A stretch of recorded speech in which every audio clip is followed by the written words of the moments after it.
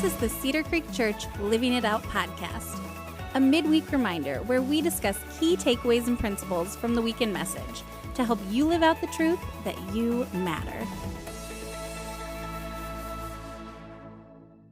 All right, welcome to the Living It Out podcast, a weekly podcast to remind you that you matter and help you live out that truth throughout your week. I'm here with Josh Whitlow today. And Josh, we are in a series called I Need a Miracle. What an appropriate series for us to be in at this time. There's no doubt about that. I think everybody's asking that question or making that statement. It has been a crazy couple of weeks, and it just gets crazier every single day. So it is definitely a well-timed series for all of us. It is. As I talk to neighbors and friends, just the common thing that people often say is like, I've never experienced anything like this. Mm-hmm. I talked to my neighbor this morning. He said that to me, and I was like, yeah, me either. And I'm 20 years younger than him. He's like, yeah, I know you haven't. Right. But it's just wild. Every day there seems to be something new. Mm-hmm. And as that comes, I think there's anxiety that comes, there's stress that comes, fear. And really this weekend, I think Ben was able to address that really well. His bottom line to his talk this weekend is peace is found in the presence of God, not in the absence of storms. And really, not all storms are physical storms. There's a lot of different storms that we encounter. There's mental, there's health, relational storms. And usually it's always interesting is in storms, there's someone's going through something that you're not. This is really unique because we're all going through the storm, and it affects us differently. Some people with our jobs, some people with not being able to go into work, finding childcare for our kids who aren't at school, just in a number of different ways. But the grand scheme of COVID-19, that's affecting every single one of us. So I think one of the things that Ben talked about was the presence of God is what brings us peace and not the absence of storms. And a lot of times we think, well, man, if the storms would go away, then I would experience peace and everything would be okay. But really, true peace doesn't come from that. It comes from being with Jesus. Yeah, absolutely. I mean, I think you put it really well. I hadn't even thought about that perspective from, I knew everybody's part of this, but when you do think about storms, there's certain things where if someone loses a job, it's like you feel for them. But now like everybody's feeling this. So this is not just this this simple thing where, 6 months ago someone loses a job and you feel for them. Now everybody's experiencing this. And it is definitely a scary time for people, and have an opportunity to step in. Ben did an incredible job this weekend of providing just a message that I think was helpful for people in taking their next step and figuring out what this is going to look like. We don't know what tomorrow is going to look like, but we know how we can respond in the midst of those moments. When he says peace is found in the presence of God, not in the absence of storms, there is a temporary peace that can be found through financial, through wealth, through great health, through great circumstances. And that temporary peace is nice in the moment, but that temporary peace is always going to be taken away at some point. It's not something that you can rely upon. A permanent peace is something that we can experience constantly, and that's what Ben talked about, the presence of God. The fact that no matter what we're going through is that you can have peace in the midst of a storm more than having peace whether or not you are stinking on a beach, in 80-degree weather and everything's going perfect. You can still feel an internal storm like Ben talked about, which I think was a great reminder. Right. So we have the opportunity to embrace peace, or we can embrace all the things that the world is giving us. And I don't know about you, in the midst of these moments where there's a lot more time on your hands, I think that's what's interesting as we continue to move forward in this.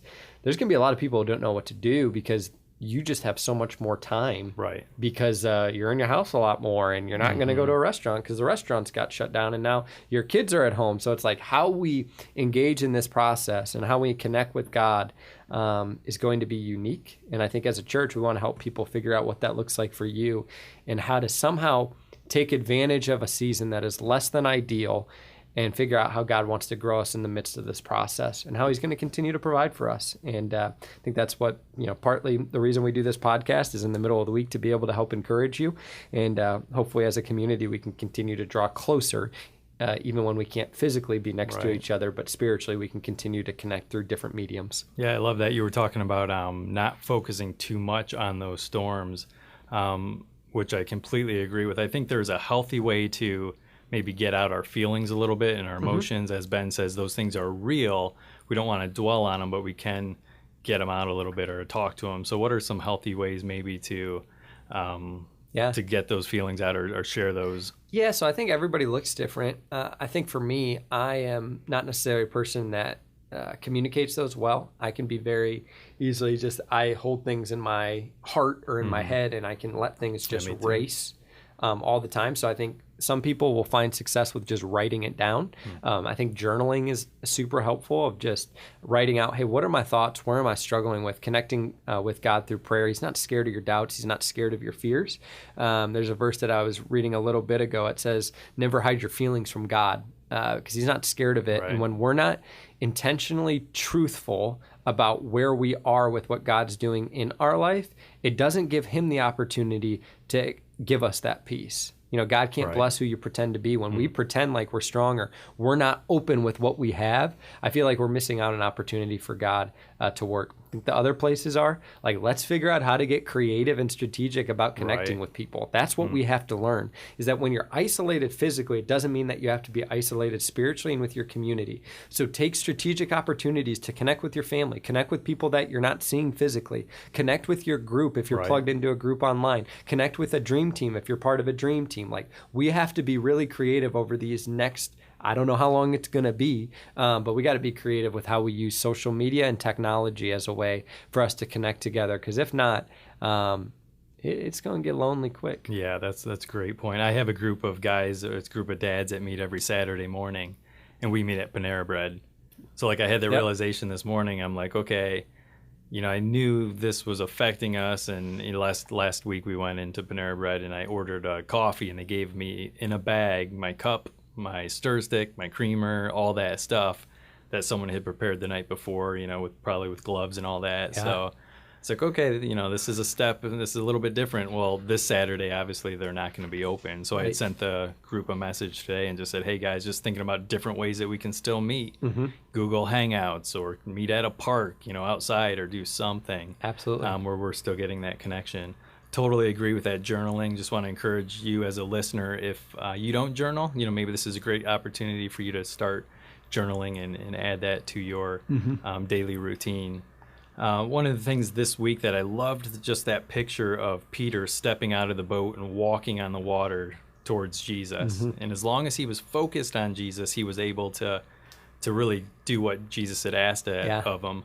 But as soon as his eyes moved off of Jesus onto the waves, onto the wind, and he started to get distracted and focus on other things, he started to sink. And just kind of thinking about that, focusing on Jesus, what are some ways that we can practically focus on Jesus over these next weeks and days? Yeah. So what I think is also interesting is when we think about staying focused on Jesus, I think there's areas where we can focus on him. And there's mediums where we can focus on him. I think social media is a great tool to be able to focus on Jesus when you're connecting and have the correct inputs. So when you're inputting right information into your brain, whether it's following us at the Cedar Creek Facebook page or connecting with friends or in a group that you're spiritually connecting and growing in, if it's following us on Instagram and seeing the videos and the prayer times that we're going to be doing on a consistent basis every day, I think that's powerful. That's a great reminder. Where I get messed up is when that social media time, which could be very strategic and intentional, can become scrolling and in a way just induces fear because of all the articles and going on Twitter. So like, utilize social media in an intentional way, not necessarily a drifting way, because in the same way that Peter was, you know, focused on Jesus, he drifted away. We can stay focused on Jesus through using social media, but we can drift away just as quick. So as we're doing that, I think that's just another important reminder, because social media is a powerful tool. It is a powerful platform, but it's also making what we're experiencing so difficult. I saw a graph the other day talking about all the like swine flu and different things that have happened in the past, and about the media mentions for these things. The top media mention was 53 million like 8 years ago. COVID-19 has been discussed, media mentioned 1.5 billion times in the media. Oh, wow. So think about that. Right. I mean, that's where our stress, our worry, and our anxiety is coming, is if we're not intentional, there is no way you can't experience stress and anxiety if all you do is read articles. I'm not saying we shouldn't be informed, but if we're not careful, we're going to be spending hours on our phones and in front of our computers and just inputting things in our brain that are not going to be helpful for us. So I don't want to be the person who's like bashing social media. Right. I think it's an incredible tool. But if we're not careful over the next couple of weeks and however long this lasts, man, you're going to just drive yourself crazy. Yeah, that's a great point. I remember I listened to Pastor Chad Fisher from Rock City down in Columbus, and he was talking about just that same thing a little bit, as far as spend 20 minutes or 15 minutes looking through social media and just scrolling up and down and kind of evaluate your feelings at the end of that. And a lot of times it's going to be, especially right now, anxiety or stress, or you're angry about something. And then take 20 minutes and read a psalm or read scripture, and then evaluate, okay, how do I feel, after these 20 minutes? And so I would encourage you guys to do that. I think you talked about a psalm that you had read recently. Yeah, so I put on Facebook last night, just a experience that I had in Psalm 34.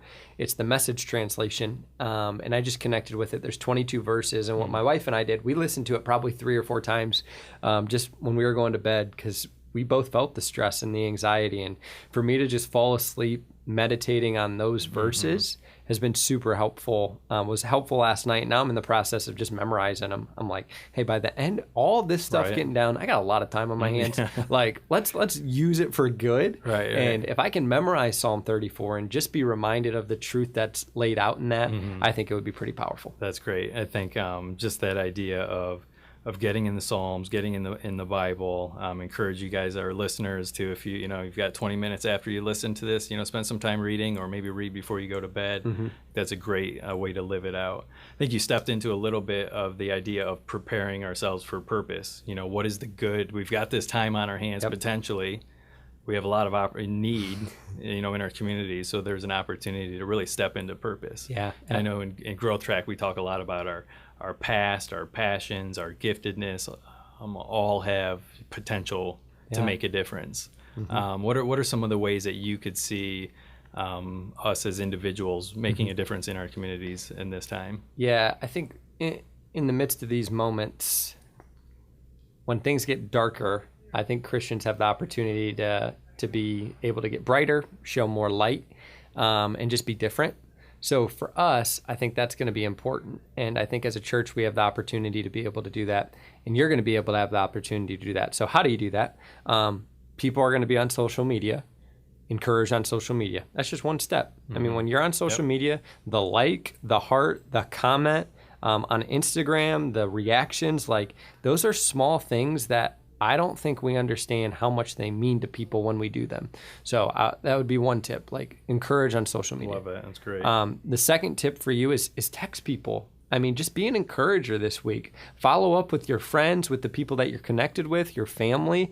And just the more we can let people know that we're better together, the more people are going to just be reminded of who God is, and ultimately that we're going to be able to get through this together.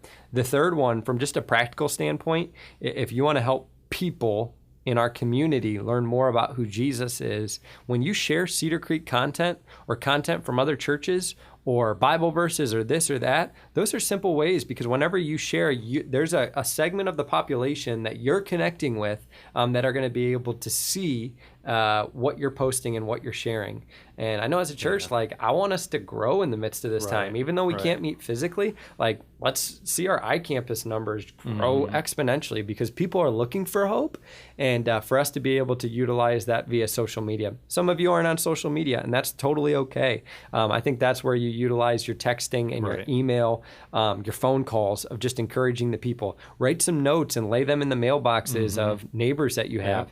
We have a neighbor, her name's Carol. She's older, and for us to just be able to write a note and say, hey, Carol, if you need anything, let us know. We'll go pick up stuff from the grocery store. We'll do what we need to do. Those are simple neighborhood things that you can do to make a difference in the lives of others as well. That's great. I think my mother-in-law, she's, I'm not going to tell you how old she is, but she just had a birthday, actually Tuesday. She has a birthday, so happy birthday, Mom.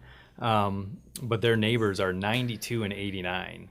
And they are awesome. Up until 4 years ago, they were going to Florida and still kayaking. So you meet them, they're just great people. But at the same time, they shouldn't necessarily be going to the store if they don't need to. So I know they reached out to them and said, hey, if you need to go to anything, just let us know. I think that's great, just thinking of those ways. If you go to our website, too, at cedarcreek.tv, there's a button there that says COVID-19 response. Hit that and it will drop down and kind of talk about some ways to meet physical needs in our area. Yep. One of the ways is you can sign up to help United Way. They're packing lunches for local schools. So you can sign up. They're bringing in groups of, at this time, 25 people. And then they're going in, packing those lunches and getting them out. So you can sign up at our website there.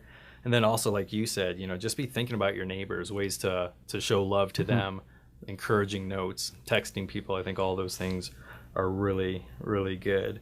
Some spiritual needs. You talked a little bit about a time to pray. Yeah. I think that's the daily prayer focus that we're encouraging people to do. Yep. We have the Living It Out as well. So this podcast, encourage you guys just to be thinking of this and take this in. It drops on Wednesday mornings, maybe sometimes late Tuesday night. And then the Living It Out study as well. Yeah. You can find that on our app. It's a great way to connect as well. So, yeah, I think with that, just our mission is to introduce people to Jesus and the life-changing adventure. Yeah. And that doesn't stop now. I know we're not meeting physically, but there's still a ton of opportunity, and the mission still happens.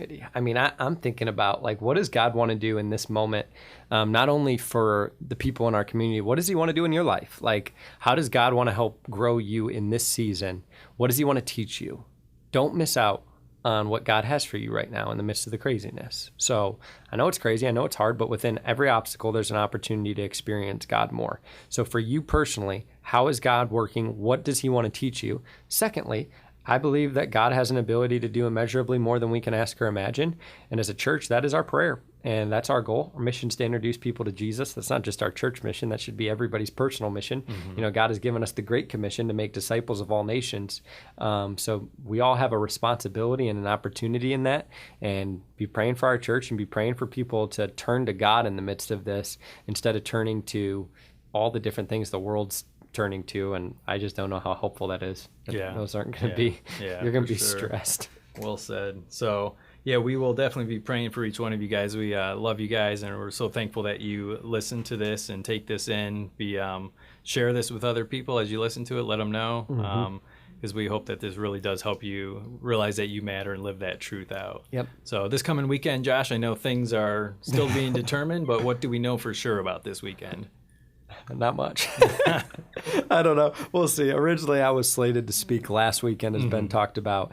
And I talked to Ben on Sunday a little bit about who's going to be speaking. I may be speaking. Ben may be speaking. No matter what we do, we will have a service that's been prayed upon, spiritually prepared. We'll have music, and we're going to help people take their next steps. So I would just encourage you guys. You guys are praying. Continue to pray for our church as well. This is new space, and I think our whole staff is looking at this as an enormous opportunity. This isn't just like, oh, you don't work the weekends anymore. This is time off. We're probably working more than we have in a long time. Yeah. Not that we don't work hard, but we're doubling down on what we can do because we know we need to help reach people where they are. Yep. So be praying for us as we're continuing to pray for you. For sure. Awesome.